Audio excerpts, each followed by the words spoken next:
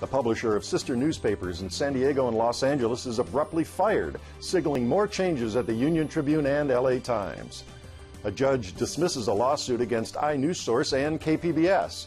And Godzilla Niño, it's not a 1950s monster flick, but the weather system looming over the drought-stricken Southern California this winter. I'm Mark Sauer. The KPBS Roundtable starts now.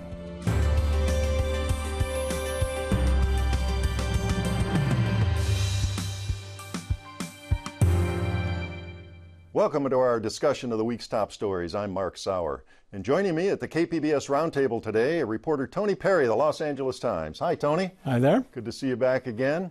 Reporter Chris Young of inewsource. Hi, Chris. Thanks, Mark. Welcome to you. Rob Creer, weather writer and editor for the San Diego Union Tribune. Hi, Rob. Hey, Mark. Good to see you here today. And reporter Susan Murphy of KPBS News. Good to be here, Mark. Good to see you, Susan.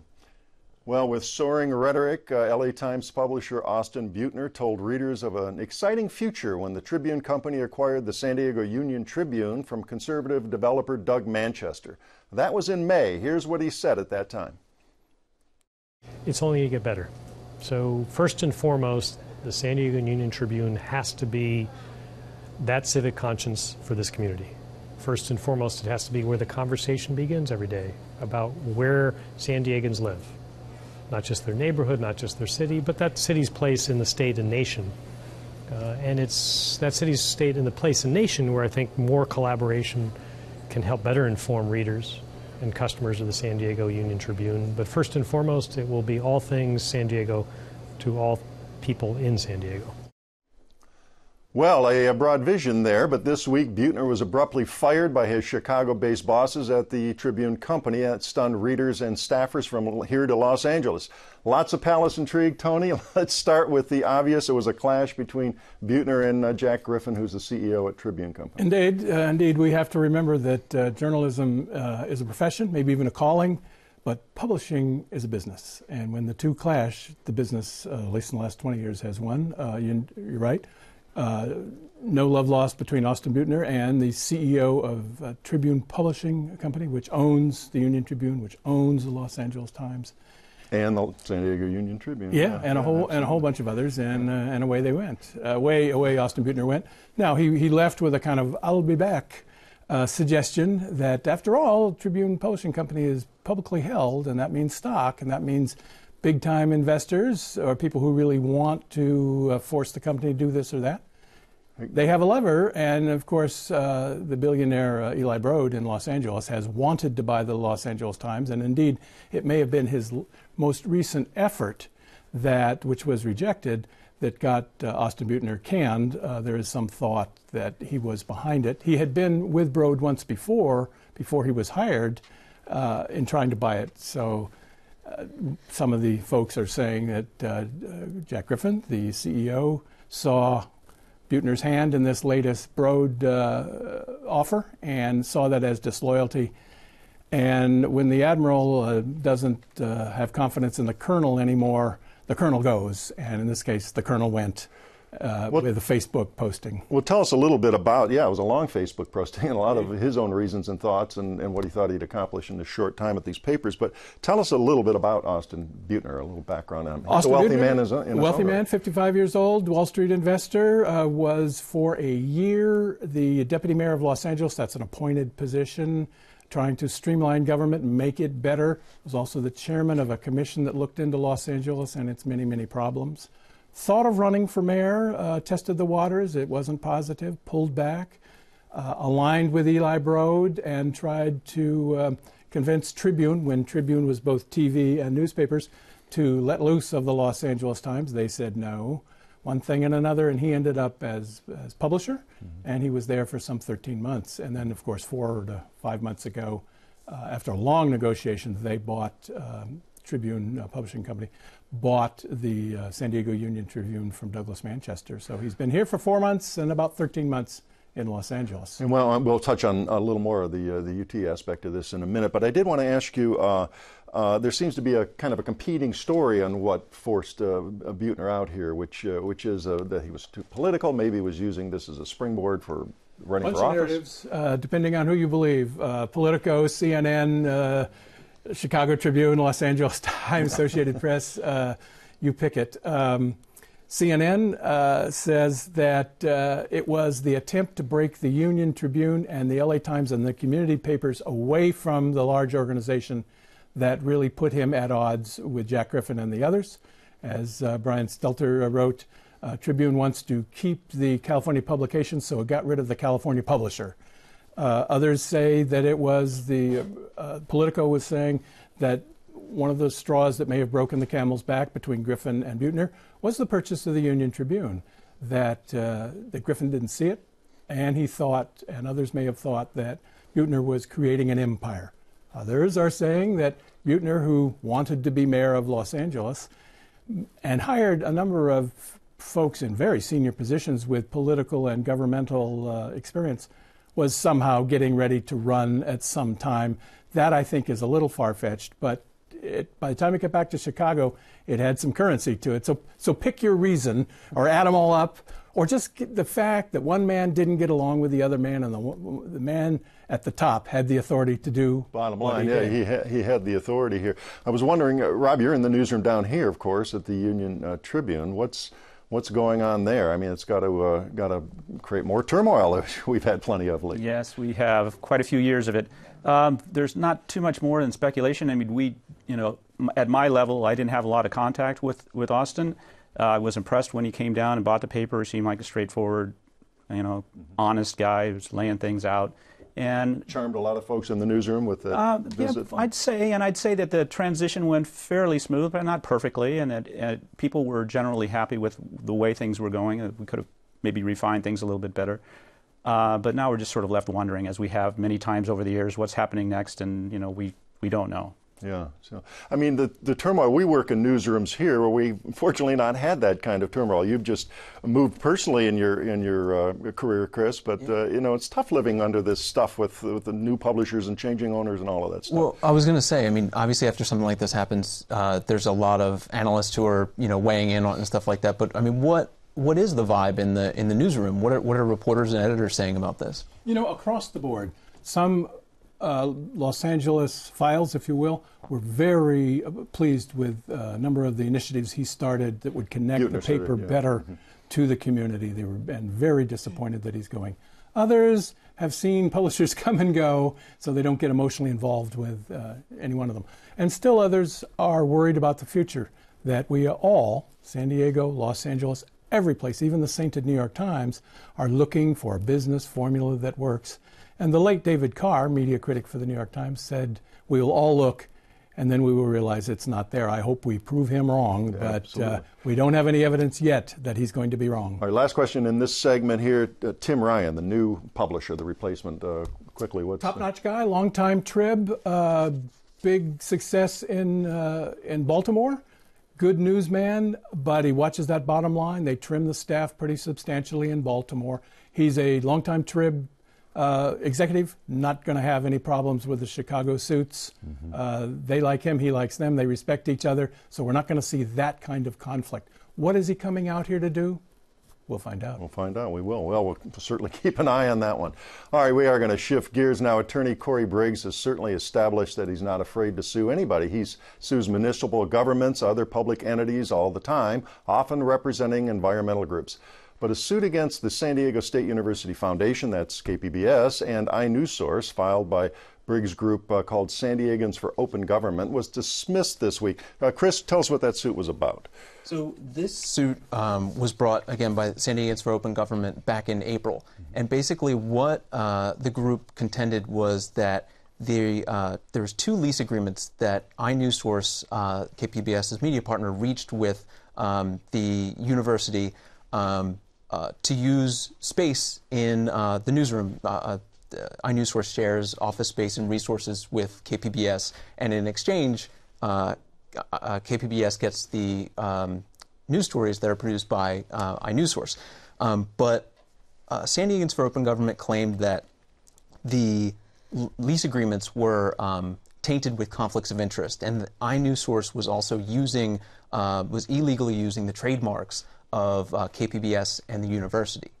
I see. And that's not the way that inewsource attorneys and those for the foundation and KPBS saw it. No, they saw it as not a lawsuit about lease agreements. They said this was clearly an attack on inewsource's journalism. And to understand that, kind of take a look at the timing of it. And this happened after the lawsuit was brought in April, after inewsource has been reporting for months on about prominent attorney Cory Briggs, who frequently represents San Diegans for Open Government in lawsuits against government agencies and developers. And there was a lot of critical reporting done by inewsource. And so the news organization looked at this as clear retaliation for the reporting that they were doing that was critical of Briggs and his law firm. Okay, so the defense here was that this was a nuisance suit, a SLAPP suit, and there's a mechanism in California to say, you know, you can't go after the messenger here, and you're trying to cost us some money, and you're trying to cost us some negative publicity. That's basically the argument, exactly, right? And the judge agreed. The judge agreed. So basically, the San Diegans for Open Government's argument was this was just about a lease agreement. In oral arguments before the judge last week, the attorney representing San Diegans for Open Government basically said, we don't care what they report. They can report whatever they want. We're not concerned with that. This is about the lease. But the argument from inewsource was that this was obviously an attack on the journalism. And what the judge said was that while he didn't weigh in on the motives, the specific motives for this, what he did say was that you can't separate the lease agreements with KPBS from the journalism that's being produced, the news gathering that's happened. They're connected, and because of that, this was protected under the law. Okay. So, Tony, go ahead. Okay, so inewsource wins in court, but these sorts of suits often don't end up with the person suing winning in court, but they have put a chilling effect on the news agency. Can you tell us that no such chilling effect has descended on inewsource? Should we be looking for other aggressive coverage, including of Mr. Briggs, the attorney at the bottom of this story? Sure. I mean, there's no intention at all for stopping reporting on any issue. I mean, we're going to follow the story and see wherever it goes. I mean, there's obviously, like you said, there's always a concern about a chilling effect when lawsuits like these crop up. But I mean, news organizations like ours are supposed to follow the story wherever it goes. Did you get your legal fees paid, or are you out of pocket? I mean, winning a suit can cost you money. Sure. No, it's always a lot. It's always costly, and the inewsource has had to dip into 2 insurance policies to cover this. But the judge in a lawsuit like this, now that it was thrown out, inewsource is entitled to getting these attorneys' fees paid by San Diegans for Open Government, but inewsource has reported before that San Diegans for Open Government is penniless, that the group itself doesn't have any money, and in that case, we don't know that if the judge says that they should pay the fees, that we actually will be able to collect them. And are they simply a shell corporation for Mr. Briggs? That's what a lot of people contend. I mean, in the lawsuit, or in the motion filed to dismiss the lawsuit by inewsource, basically, inewsource contended that San Diegans for Open Government and other nonprofits that he's affiliated with are just the alter ego of Cory Briggs. Does it look like that San Diegans for Open Government will appeal here? They wouldn't talk to you, but what were they saying on their website about this? They didn't respond to requests for comment, but they wrote a blog post after the ruling, and it basically said that they were disappointed in it and that they were planning to file an appeal. Okay. And your reaction to Lori Hearn, who's the former UT editor, and many of us worked with her at the UT, and she founded and heads inewsource. What's her comment to the judge's reaction? She's really happy that the judge agreed with the argument of inewsource and the university that this was, trying to attack the journalism. And am I right that Lori, full disclosure, longtime friend here, was sort of singled out by these lawsuits? They seemed to, as I remember it, they sort of targeted her for a kind of... Well, they targeted exactly. So when I say that the argument that it was tainted by conflicts of interest, basically it said that Hearn, when she was negotiating the contracts, that that she was an adjunct instructor at the university, and because she was with inewsource and served as an adjunct instructor, that she was supposedly negotiating on both sides of the table. but she argued that she had no negotiating power for the university when they were coming up with these agreements. She was strictly negotiating for inewsource. Who was your attorney in this? Who defended inewsource? Guylan Cummins, who the is top-notch media attorney in town. First Amendment attorney, right. All right, well, we will see what happens as we go forward here on this story and inewsource's coverage, and of course, Mr. Briggs will be in the news, I'm sure. He always is. Well, we're going to shift now the news this week of what could be one of the strongest El Nino weather systems on record, has millions of us here in Southern California and Central California, turning our thoughts from drought to floods. Rob, just tell us what an El Nino is. I think a lot of folks who've lived here. Chris is new. Some folks haven't been through one of these. Tell us what we're talking about here. El Nino is marked by what's going on in the Central Pacific. When the sea surface temperatures in the Central Pacific rise and get above normal over a several month period, they call it an El Nino, and what that does is it changes things in the atmosphere, it changes wind patterns, pressure patterns, and most importantly, the storm track. So El Nino is, there comes in different sizes and flavors. The smaller ones tend to have kind of all over the place impacts. Sometimes we're wet, sometimes we're not. The big ones have traditionally been reliable at delivering a lot of rain to Southern California and a lot of times in Northern California.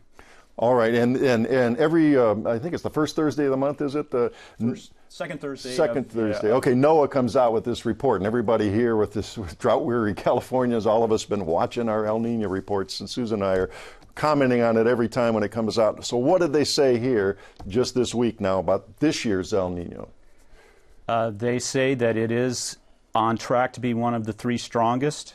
People that have been here a while probably remember 1982 and 83 and 97, 98. We got drenched here, a lot of flooding, a lot of coastal erosion problems. And if you look strictly at the numbers in the Pacific, this is right there with that. Mm-hmm. But to draw a line to what the impacts are going to be, it's not exactly a clear-cut thing. Yeah, nothing's guaranteed, and we'll get more into that in a minute. But 97 you mentioned, you go back to that year, and those of us who remember that. So tell us what the average rainfall, if we ever get an average year, and of course we haven't had one in a while, is here in San Diego, in this part of the state, and then what do we get when we get these big monster systems coming in? 10.34. The way they figure the average is kind of complicated, but because it changes every 10 years. Okay. But right now the average is 10.34 inches in San Diego. That's for a whole year. It's not a calendar year, but it's a whole year. Yeah. Right. And on an El Nino year in 82, 83, I think we got 18. And 97, 98, we got 17.7 or something. Okay. So basically like 80% more than normal. So this big ridge, this ridiculous resistant ridge, the 3R they've been talking about, that's going to hopefully... Resilient. Yeah, resilient, there we go. Is going to break down, and these storm tracks are going to come through one after another. We could get days and weeks of mostly rain. It's different this year than it was those years because that ridiculous resilient ridge wasn't there in 97, 98. But the forecasters at the Climate Prediction Center think that this El Nino is strong enough that it's just going to blow that ridge away. And that warm blob that we kept hearing about is going to lose all its impact and may go away completely. So they think that that's not going to be a big player. El Nino should be the big player, but they still couch it in percentages. They don't say it's going to happen. They think it's likely to happen, and especially down here. Right. Susan? Yeah, I was going to say, I talked to some climate researchers over the past couple of weeks, and, I think that it's interesting to hear them say that this is basically, we have a front row seat for what could potentially be this unprecedented event that brings both fear and excitement. We've never had this blob off of our coast before, and so some say that it could interact with the blob and cause ocean temperatures to warm, or it could dissipate because of the wave energy cooling the waters. So it's basically kind of unpredictable, as it always has been, and there never have been two El Ninos that have been the same previously. Well, speaking of waves, there could be another effect here. I remember back in the storms that Rob was mentioning, doing some stories when I was at the Union Tribune of a lady and her husband who'd left the pancakes on the table there at the Crystal Pier in Pacific Beach and raced for their lives because the pier was just collapsing at that end. We could see some big surf with this. El Nino causes strong wave energy, and with the storms coming through as well, it just churns up the ocean. There's a lot of motion in the ocean. And so it causes coastal erosion. In addition, El Nino tends to increase sea levels.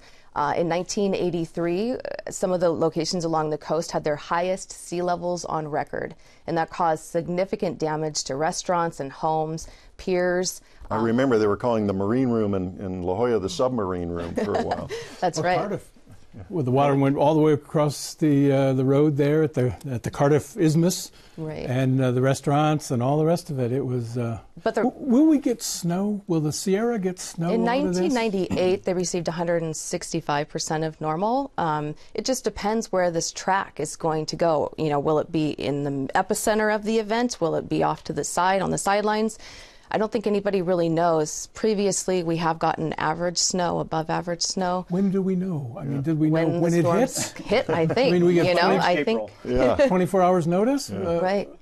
I think one more thing about the coastal erosion, too, is in 98, we kind of dodged a bullet because the storms didn't hit with high tide. So this year, we're going to have to look to see if these storms are coming at a time when we do have our highest tides, beginning of the month, middle of the month. Which is kind of that will be a double whammy. Well, Rob, is this a warmer storm now, so the snowpack can turn to rain, which is not what we want. We want snow up there. Yet to be determined. Yeah, okay. There's, in addition to the equatorial Pacific where El Niño is generating, there's a lot of warm water between here and Hawaii.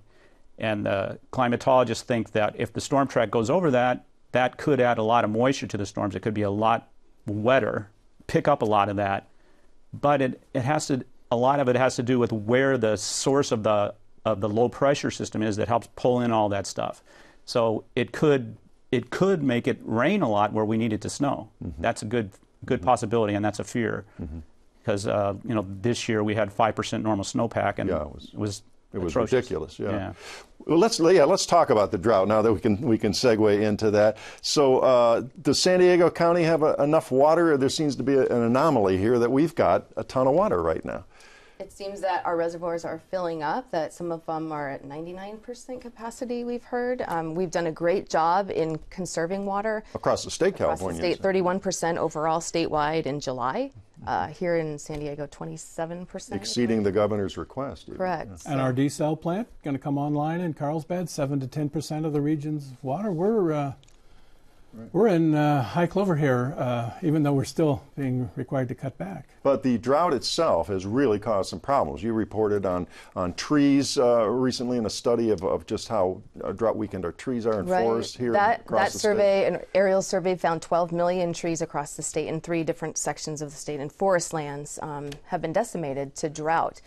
Here in San Diego County, there was somewhat of 83,000, mostly on Mount Laguna. If you take a drive up there, it's pretty sad, stark. A lot of the oaks have been decimated by the oak borer beetle, and there's many more that are struggling to survive.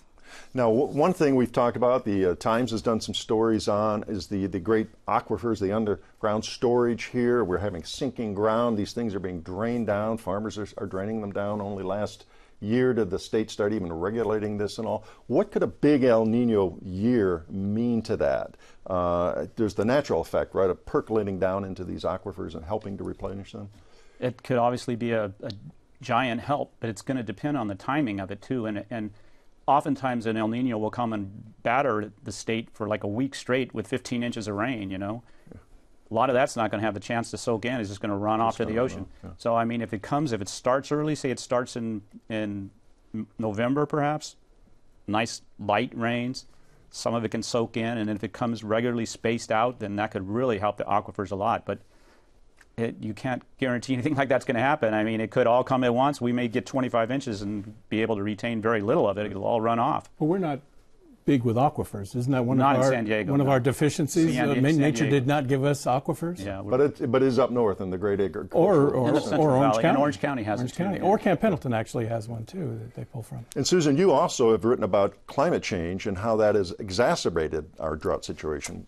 Yeah, there was a study that recently found California has warmed an average of 2 degrees over the last 45 years, and because of that, the warmer atmosphere evaporates more water from the soil. It can hold more water vapor, the heat, and so it requires us to have, it takes away basically 3.5 inches of our rainfall. So we require 3.5 more inches of rain. And that's because of greenhouse gas emissions tied to climate change. In the 20th century, scientists are finding was really an unusually wet time when we really developed this state, and we may be headed into the normal kind of drought is the normal, is that right? When they look at tree rings and other means of looking back before history, there were long periods where much drier than we're going through right now. So we may have just been lucky in the 20th century, and we may be returning to what had been happening before. And they overestimated how much water would be in the Colorado in the early 20s when they signed the 7 state agreements. And it's never had that much since, probably didn't have it then either, but it certainly is a lot less than they thought, and they've been fighting over who gets shortage ever since. And there's more people fighting now. Indeed. Yeah, well, the water wars, of course, don't figure to end, and the concerns about the drought. Even though with all the rain, we may get people to kind of get lax on their conservation, and we hope that doesn't happen because they've been so good at it.